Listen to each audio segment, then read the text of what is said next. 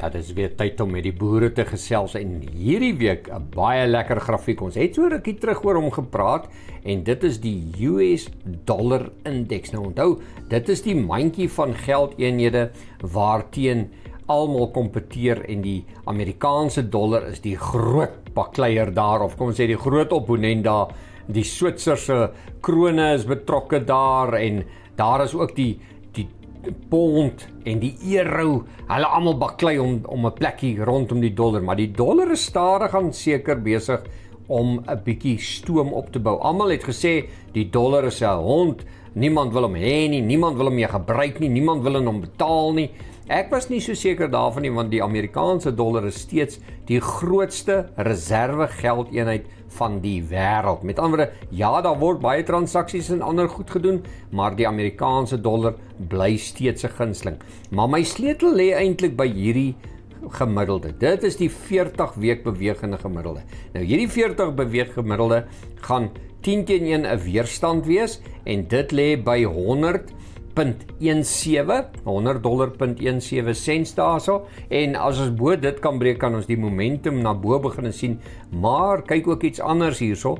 Andersins wat hier gebeur, hier's ook 'n klein dubbellaagte, daar's 'n kers, hier's 'n kers, dit maak dat daar twee dubbellaagtes is, en ons is baie naby aan die punt om hierdie dubbellaagte na bo in werking te stel. Nou kyk net 'n bietjie hier, dis by die 40 week bewegende gemiddelde. Nou ek sê altyd, want onthou ons kyk hier na 'n weekgrafiek, die 40 week bewegende gemiddelde is die kritiese gemiddelde wat meestal gebruik word as 'n goeie steunlyn. Met ander woorde, as die prys bo die 40 week bewegende gemiddelde kom, kan die prys op, en as die prys sukkel onder die 40 bewegende gemiddelde, sukkel hy. Kyk wat het daar gebeur, toe hy ontbreek, toe bly hy sommer vir lank hieronder, en natuurlik daar toe hy nou weer daar bo is, bly hy vir lank bo. So die 40 week bewegende gemiddelde is die kritiese vlak, maar daar is die vlakkie wat eintlik daai baie belangrike vlak 100.17 om 'n bewys te gee van dan kan hy boontoe gaan. So vir my dubbellaagte, en waarheen kan hy gaan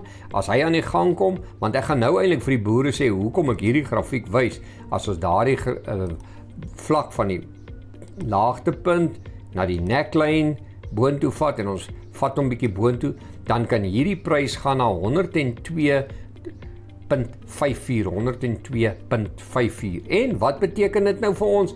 As hierdie vlakkie daar breek, as die 40 week bewegende gemiddelde hier in 'n steen verander, as hierdie weerstandslyn ook in 'n steen verander, dan kan jy jou maar regmaak, dan gaan die Amerikaanse dollar begin sy stem dik maak teenoor ander groot geldeenhede, en ek dink nie die rand gaan 'n wenner wees nie. Die rand gaan sukkel om daarby te kan veg, want as ons vinnig kyk na die rand se grafiek hierso, wat sien ons? Ons sien hierso 'n dalende wig. Daai dalende wig is nie ver van boontoe breek nie. Daar by R17.34 breek hy boontoe, so maak julle maar reg.